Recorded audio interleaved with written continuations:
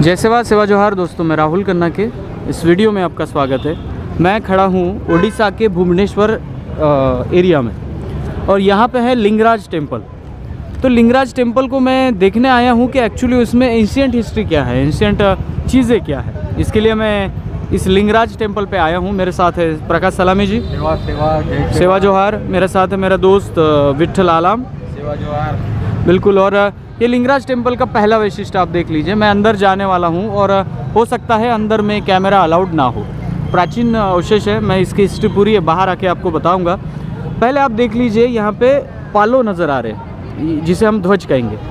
Red है, white है, red है, वाइट है, रेड है। तो उस पर मेरा कैमरा ज़्यादा जूम नहीं कर पा रहा है, लेकिन आप देख पा रहे होंगे कि पालो पे चांद और सूरज है, जिसे गोंडी में नलेंज पोर्ट कहते हैं। गोंडियनों का प्राचीन सिंबल है जो जंगोबाई और अन्य पेन कड़ा पे यूज़ किया जाता है। यही हमें पुरी के टेम्पल पे भी हमें मिलेगा। वो आगे कोणार्क और पुरी करने वाले हैं हम लोग। तो ये लिंगराज टेम्पल की बात करेंगे तो आइए दिखाते हैं आपको कि यहाँ पे फ्रंट में टेम्पल के बाहर में यहाँ पे आपको सोडुम मिल रहा है। देखिए, ये जो मैंने हम्पी का सोडुम बताया था, बिल्कुल यही सोडुम है। ये हमारा गुरुनाना का राज चिन्ह है। हाँ सोडुम, हाँ, जो कि मूलतः हमारे जो दक्षिण गुरुनाना की राजधानी है, हाँ, चांदिया मलोल, चांदागढ़, हाँ, तो उनका ये टोटेम है अत्र हमारा पोई पाट का। तो इससे क्या लगता है, ये आधा अधूरा है कि ये हाथी होगा शायद? यहाँ हाथी था, हाँ, वो लेकिन दुर्भाग्यवश वो निकल गया, टूट गया है। हाँ, यही है हमारा। जी जी जी। तो दर्शकों को बताने की कोशिश यही है कि प्राचीन टेम्पल है और फिर भी वो मजबूती में खड़ा है। तो आगे चलकर हम देखते हैं कि कैमराज अलाउड है कि नहीं। अगर नहीं भी है तो बाहर आके फिर हम आपको वीडियो में बताएंगे। तो सलामी जी, चलिए अंदर चलते हैं और पूछते हैं वहाँ पे है कि नहीं कुछ अलाउड। अगर नहीं है तो फिर भी कोई बात नहीं है ना, तो इसको कोई ये नहीं है, रोक टोक नहीं है।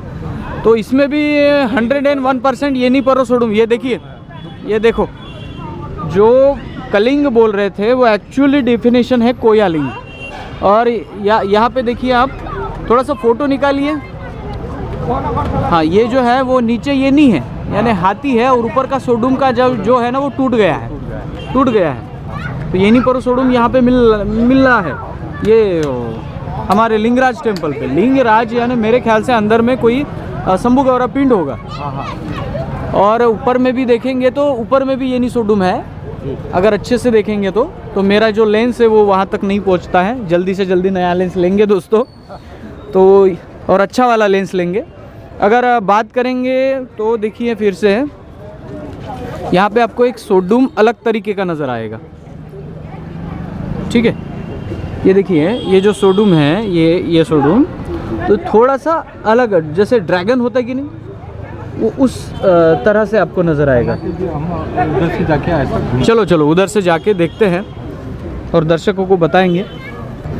तो यहाँ पे देखेंगे हम क्या है दोस्तों, जो पुरातात्विक चीज़ें हैं उसको आकलन करते हैं और अलग ढंग से करते हैं। ऐसा नहीं है कि लोगों ने कथाएं जोड़ी हैं तो हम उस कथाओं को माने, बिल्कुल ऐसा नहीं है। तो ये फ्रंट साइड होगा। देखिए आप यहाँ से कैसे दिखता है। और साउथ में और यहाँ पे आपको उड़ीसा क्षेत्र में ये ऐसे प्रकार के टेम्पल मिल जाएंगे। ठीक है,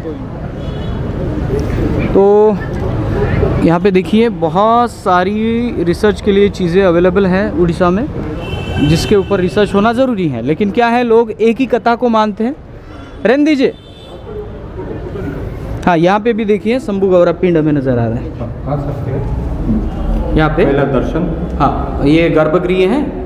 ठीक है, और यहाँ पे भी प्राचीन शंभु गौरा पिंड हमें नज़र आ रहा है जी। तो थैंक यू सलामी जी। हम शिल्पकला को ज़्यादा महत्व देंगे आज। तो मुझे ड्रैगन जैसा जो मैंने आपको सोडुम दिखाया वो अलग तरीके का लगा। तो यहाँ पे अलग अलग कालों में अलग अलग इसमें बदलाव किए गए हैं। ये भी है सोडुम, जो ड्रैगन वाला बोला मैंने।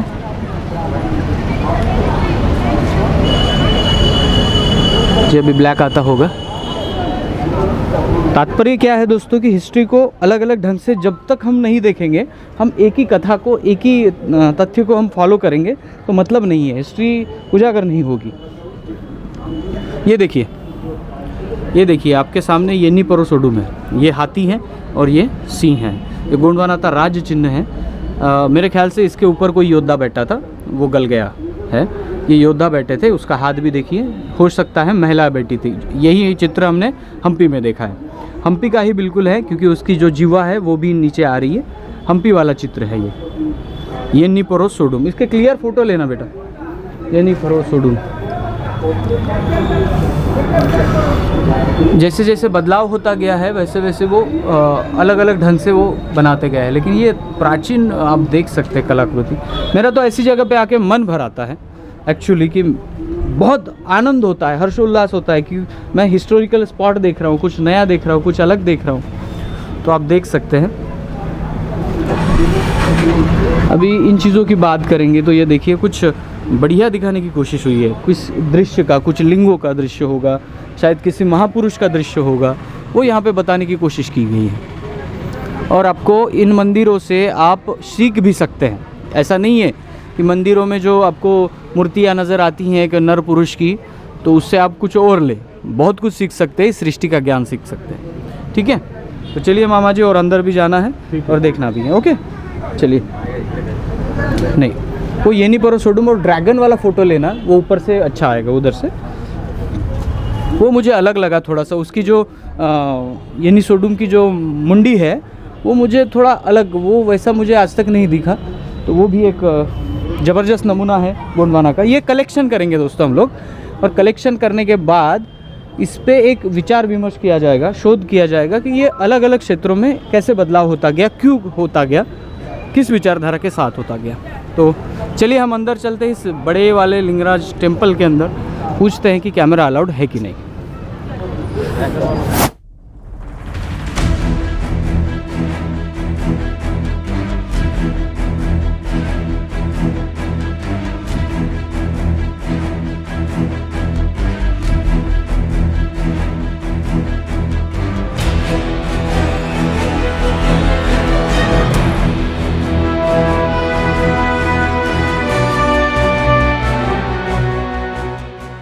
जैसे हो दोस्तों, मैं राहुल खन्ना की इस वीडियो में आपका स्वागत है। दोस्तों आप जानते हैं मैं उड़ीसा भ्रमण पर, हम अलाइव ब्रेक पूरी टीम हमारी उड़ीसा भ्रमण पर है, और उड़ीसा भ्रमण में हम देखना चाहते हैं कि गोंडवाना का कहाँ कहाँ येनी सोडुम है, कहाँ कहाँ हमारा विस्तार फैला हुआ है। सबसे पहले लिंक आपको बता दूँ, यहाँ पे जो भी प्राचीन स्थल आएंगे, आपको उड़ीसा का नाम जो है वो धीरे धीरे चेंज होता हुआ, कहीं कुंड्रा बोला है, उंड्रा या वर्ड नाम उंड्रा कलिंग बताया जाता है। तो कलिंग जो है वो डिफाइन कर चुके हैं हम लोग कि वो कोयालिंग होगा, शायद होगा, ये होगा वाला सिस्टम आप देख लीजिए। क्योंकि मैं हमेशा वीडियो ऐसे क्यों बनाता हूँ, क्योंकि नया जो बच्चा है वो सीखे इसको और समझने की कोशिश करे। तो कोयालिंग जो कलिंग बताया जाता है। अभी हम भुवनेश्वर जो बड़ी सिटी है उड़ीसा की, उस सिटी में हम आए हैं, और यहाँ पे पता चला कि लिंगराज टेम्पल एक प्राचीन टेम्पल है। उस टेम्पल में जैसे हम आए, यहाँ पे कैमरा अलाउड नहीं था तो हम नहीं किए। जो भी आपको फ़ोटोज़ दिखाए जा रहे हैं वो सभी फ़ोटोज़ गूगल में जिन्होंने जानकारी डाली है वहाँ से डाउनलोड करके आपको दिखाया जा रहा है, उदाहरण के तौर पर। अभी हम बात करेंगे कि जैसे कि हम साउथ में चले गए, कर्नाटक में चले गए, कर्नाटक और या आप तमिलनाडु तक, श्रीलंका तक पहुँचेंगे, तो आपको येनी जो सोडुम है, यानी हाथी पर शेर सवार है, वो आपको उत्तर में तो बढ़िया मिलेगा, चांदागढ़, खेरलागढ़, देवगढ़, गढ़ा मंडला, इस पे आपको येनी परो सोडुम मिलेगा, यानी वो सीधा उस पे सवार है, प्यार से पंजा से उठ के दिख रहा है, तो कभी दोनों भी पंजे उठ के दिख रहे हैं। और दूसरी बात, यहाँ पे येनी सोडुम है, लेकिन येनी सोडुम में बदलाव है। अब क्या करेंगे, येनी सोडुम का एक बड़ा अर्थ हमारे मरकाम जी ने बताया है, जो कि मैं यहाँ मरकाम जी, जो कि मैं यहाँ पे बताना चाहूँगा। शाकाहारी प्राणी और मांसाहारी प्राणी, देखिए हाथी जो है वो शाकाहारी है, और उसके ऊपर जो लॉयन है वो मांसाहारी है। तो हम जो प्राचीन मूलवंशी लोग थे, वो ये इस चिन्ह के साथ ये भी आपको बता रहे थे कि जितना नॉन वेज इम्पोर्टेंट है उतना वेज भी इम्पोर्टेंट है, जितना वेज इम्पोर्टेंट है उतना नॉन वेज भी इम्पोर्टेंट है। प्रकृति के अन्न रक्षा को बैलेंस बनाने वाले इस सिस्टम को भी हम देखते हैं। अभी यहाँ पे कभी आपने ये गज सोडुम ऐसा नहीं देखा होगा। ऐसे मैंने 2 प्रकार के देखे। एक, मोस्टली हाथी छोटा हो या बड़ा हो, हाथी पे ही वो खड़ा रहता है। लेकिन यहाँ पे हमें ऐसा येनिसोडुम मिला कि जो मानव आकृति के ऊपर है, और जो सोडुम है उसको जो मुंडी है, ये जो मुख है वो हाथी का है। शरीर लॉयन का है और उसको मुख जो है वो हाथी का है। वो किसी इंसान के ऊपर खड़ा है। ये एक अलग नमूना हमें दिखा। तो वहाँ पे हम फ़ोटो नहीं निकाल सकते थे, तो हमने फ़ोटो नहीं निकाले हैं, लेकिन आपको हम बता रहे हैं कि क्या क्या मिला है। प्राचीन थ्योरी की तरफ चलेंगे। तेलंगाना, महाराष्ट्र, छत्तीसगढ़ में जो सती आसरा बोलते हैं जी, वो सती आसरा वहाँ पे हमें मिला जी। और मुझे ये लगता है कि अलग अलग टोटेम दर्शाया गया। किसी सती आसरे के पास में एक महिला का आधी जो बॉडी है वो मछली की थी। हाँ, महिला या पुरुष बोलो। हाँ, और वो दूसरी आकृति में जो आधी बॉडी है वो हाँ, सर्प की है। हाँ, कोई भी सर्प होगा तो वो सर्प की बॉडी नजर आई। कहीं कहीं पे हमें टोटेमिक चिन्ह ही वहाँ पे मिले हैं। हमें मोर भी मिला है। हाँ, मोर भी मिला है। ठीक है। तो बहुत सारे ऐसे चिन्ह यहाँ पे इंगित कर रहे हैं कि ये मूलवंशी जो लोग हैं, जो प्राचीन लोग थे, वो अलग तरीके से सोचते थे। कोई देखेगा तो कहेगा कि ये सेक्सुअल कंटेंट भी वहाँ पे है, लेकिन क्या है कि ये जो कला थी, ये हमारे प्राचीन कला, हमारे पुरखा ऐसे मंदिरों पे इसलिए रखते थे कि वो एक नॉलेज होता था, जिसको नॉलेज सोर्स करके हम उसको देख सकते थे। लेकिन देखने वाले किसी भी नज़र से देख सकते हैं। आपको आप जब आएंगे, गूगल सर्च करेंगे तो गूगल पे बहुत बड़ी दंत कथाएँ मिलेंगी। लेकिन मैं और मेरा चैनल ये काम कर रहा है कि हम दंत कथाओं के सामने नहीं जाएंगे, हम तर्कों के आधार पर जाएंगे। तो यहाँ पे येनिसोडुम हमें फ्रंट में मिला। येनिसोडुम बड़े बड़े येनिसोडुम है। मंदिर की ऊंचाई आप अगर देखेंगे तो आज के ज़माने में हम जो घर बनाते हैं तो 6 मंजिला घर जो जितना बनता है उतनी इस मंदिर की हाइट है।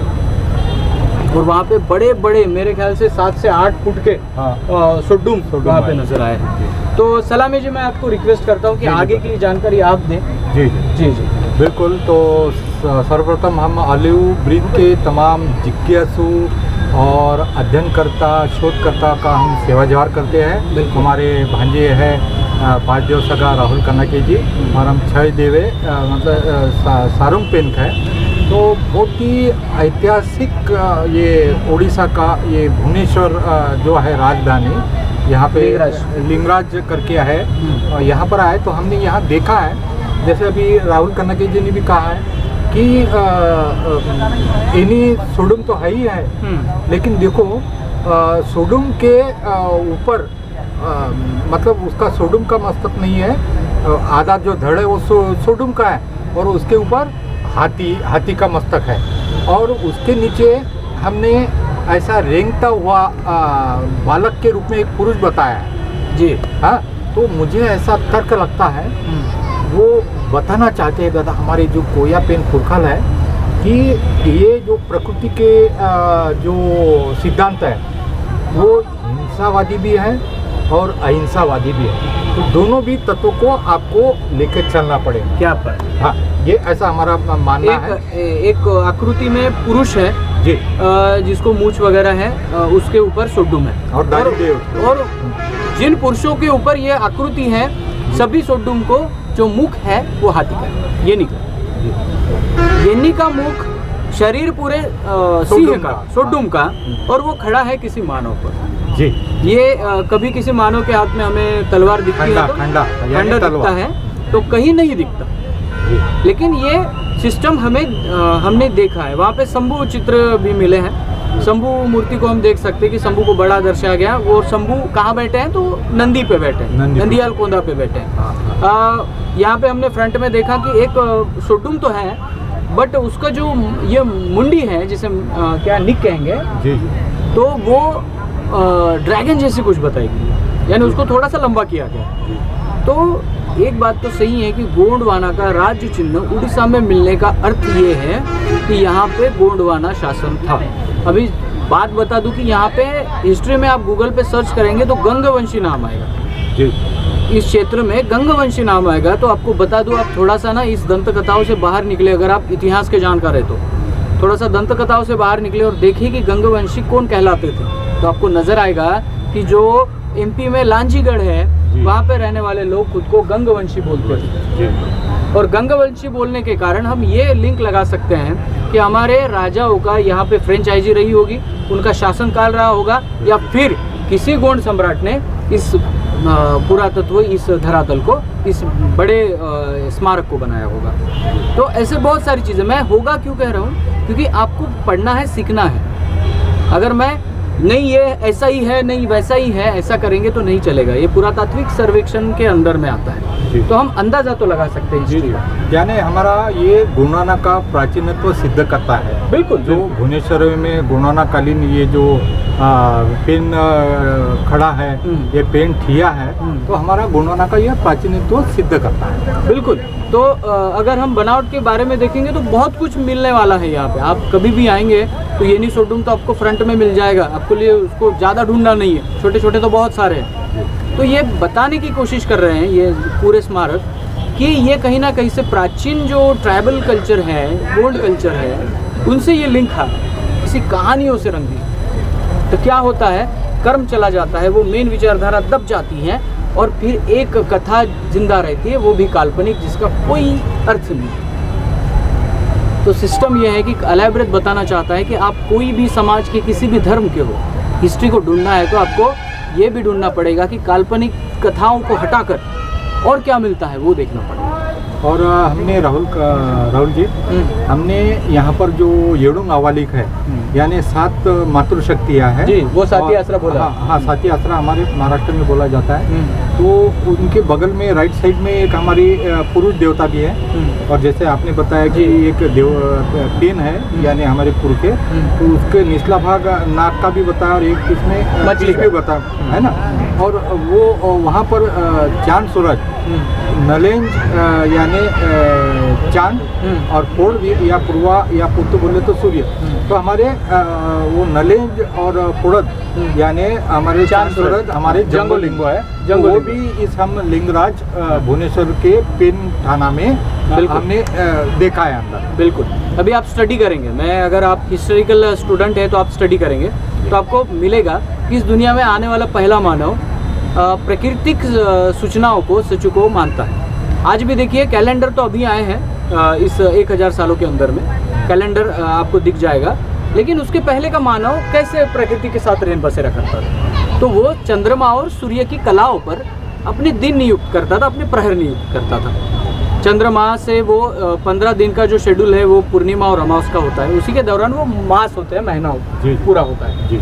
तो इसी के आधार पर मानव ने, प्राचीन मानवों ने चंद्र और सूरज ये टाइम बताने वाले मेन सोर्स थे, और इसी सोर्स को मेन मानकर इनको अपना पेन या आदर्श माना। तो प्राचीन गोंडियन थ्योरी में, जिनको गोंड लोगों को प्रोटो द्रविडियन कहा जाता है पुरातात्विक लोगों के द्वारा जी, तो प्रोटो द्रविडियन लोगों के थ्योरी में सबसे प्राचीन उनका चिन्ह है चंद्र और सूरज।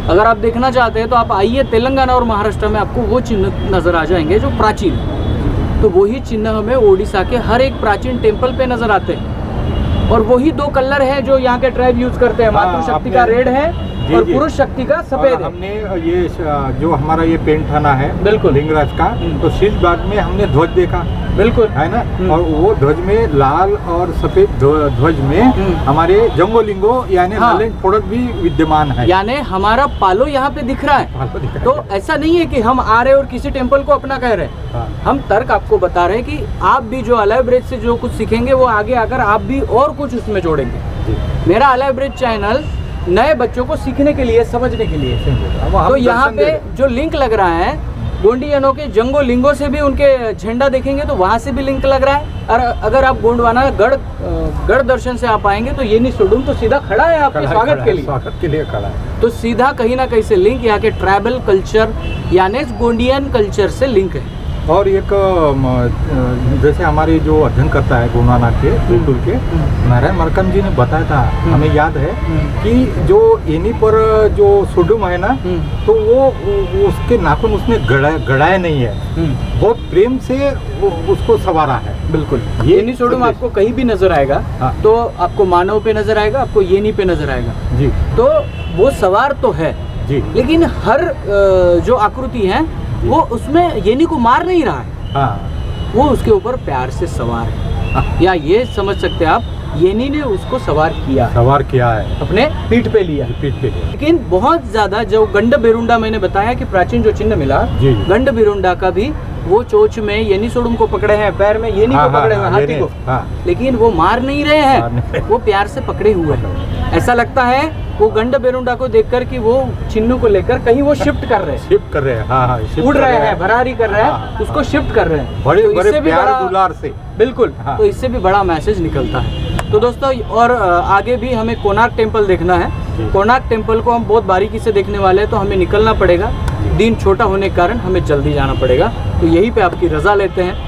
सलाम जी, बहुत बहुत सेवा जोहार। विट्ठल आलम जो कि कैमरा पकड़े हैं, उनको भी बहुत बहुत सेवा जोहार। मिलते हैं अगले वीडियो अगले टॉपिक के साथ, तब तक के लिए जय सेवा, जय जोहार, जय आदिवासी, जय गोंडवाना, जय हिंद।